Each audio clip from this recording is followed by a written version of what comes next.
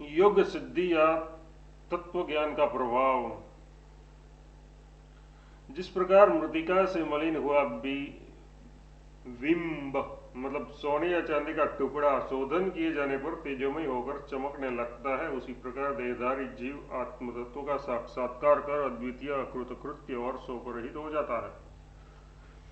यथेव इत्यादि जिस प्रकार स्वर्ण या रजत का पिंड पहले मिट्टी से भरा हुआ यथार्थ मिट्टी आदि से मलिन हुआ रहने पर फिर सुधांत यथार्थ अग्नि आदि से सुधोत यानी निर्मल किए जाने पर तेजोमय होकर चमकने लगता है। मूल में सुधोतम के अर्थ में सुधांतम ये प्रयोग वैदिक है। उसी प्रकार आत्मतत्व का साक्षात्कार करने पर जीव अद्वितीय कृतार्थ और शोकरहित हो जाता है। अन्य शाखाओं में जहाँ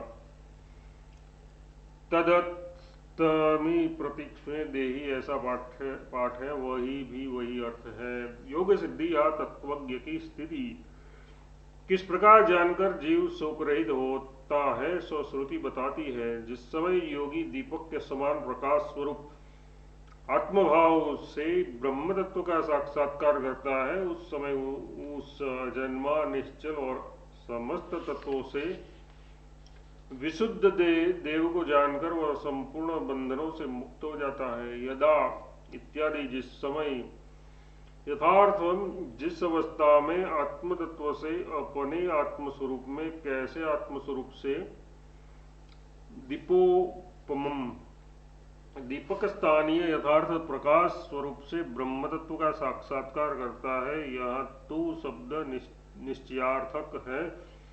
अतः तात्पर्य है कि परमात्मा को आत्मभाव से ही जानना चाहिए। कहा भी है उसने आत्मा को ही जाना है कि मैं ब्रह्म हूँ।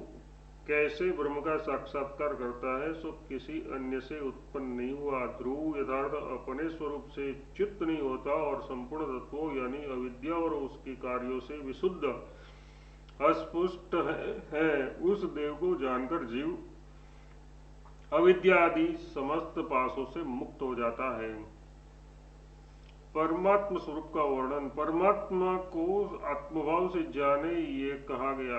अब उसी का संभावन मतलब सम्मान करते हुए मंत्र कहता है, ये देव ही संपूर्ण दिशा विदिशा है और यही हिरण्यगर्भ रूप से पहले उत्पन्न हुआ था।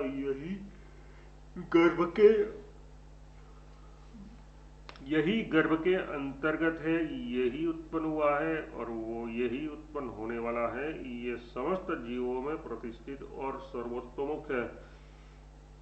ईशः इत्यादि ये देव ही प्रदिश यथार्थ पूर्वादि संपूर्ण दिशा और उपदिशाओं है।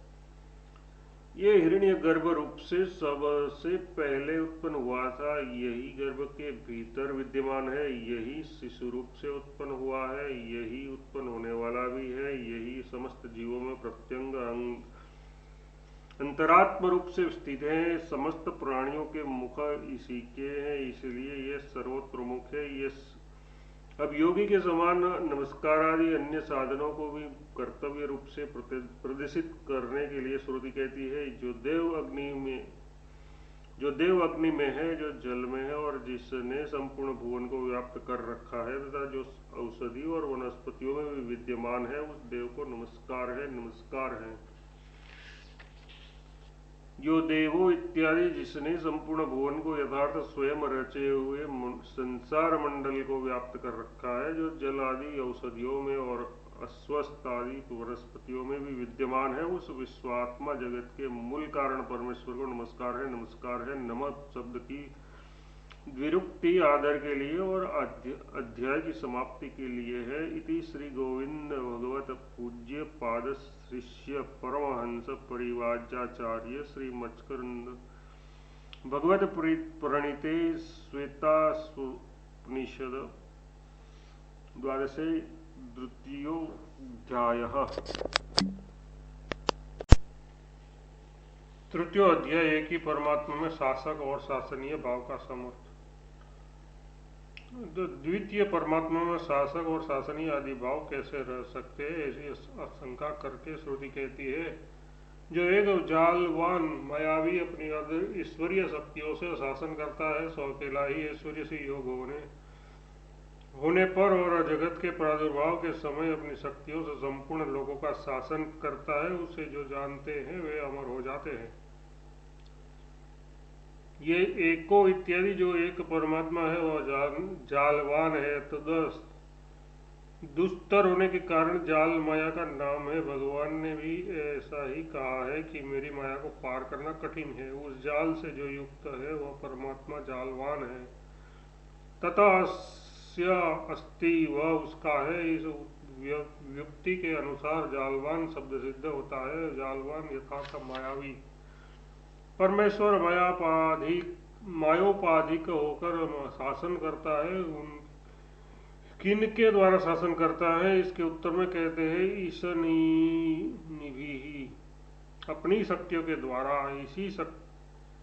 इसी आशय से यहाँ ऐसा कहा है, ईशते ईशविनी, यथार्थ अपनी परम शक्तियों के द्वारा शासन करता है। किनका शासन करता है, वह उन शक्तियों द्वारा संपूर्ण लोगों का शासन करता है। किस समय उद्भव यथार्थ विभूतियों ऐश्वर्यों से योग होने पर जो और संभव जगत के प्रादुर्भाव के समय जो इसे जानते हैं वे अमृत मतलब अमरण धर्मा अमर हो जाते हैं। किंतु वह मायावी कौन है, ऐसी आशंका करते कहते हैं क्योंकि वह एक ही रुद्र है, इसलिए ब्रह्मविदगण उससे भिन्न किसी अन्य वस्तु के लिए अपेक्षा नहीं करते। वह अपनी ब्रह्मादि शक्ति द्वारा इन लोगों का शासन करता है। वह समस्त जीवों के भीतर स्थित है और संपूर्ण लोगों की रचना कर उनका रक्षक होकर प्रलय काल में उन्हें संकुचित कर देता है। एको ही इत्यादि क्योंकि एक ही रुद्र है, अतः परमार्थदर्शी ब्रह्मविदगण स्वतः किसी दूसरी वस्तु के लिए अपेक्षा नहीं करते। यहाँ ही शब्द यस्मात् मतलब क्योंकि के अर्थ में है। इसी से कहा है एको रुद्रो न द्वितीयम तस्तु, जो अपनी शक्ति द्वारा इन लोगों का शासन नियमन करता है, वह समस्त जीवों के भीतर यथार्थ प्रत्येक पुरुष में स्थित है। तात्पर्य है कि प्रत्येक रूप में अनुरूप हो रहा है तथा वह अंत काल यानी प्रलय काल में संकुचित करता है। क्या करके संपूर्ण लोगों की रचना कर उनका गोपा मतलब रक्षक होकर। यहाँ ये कहा है कि परमात्मा अद्वितीय है। वह कुंभार की तरह मृतिपिंड रूप अपने आप को उपादान कारण रूप से ग्रहण नहीं करता, तो फिर क्या करता है, वह अपनी शक्तियों को शुद्ध करने से ही जगत का रचयिता या नियंता कहा जाता है। अगला मंत्र उसी की विराट रूप से स्थिति और उनके जगत कर्तव्य का प्रतिपादन करता है।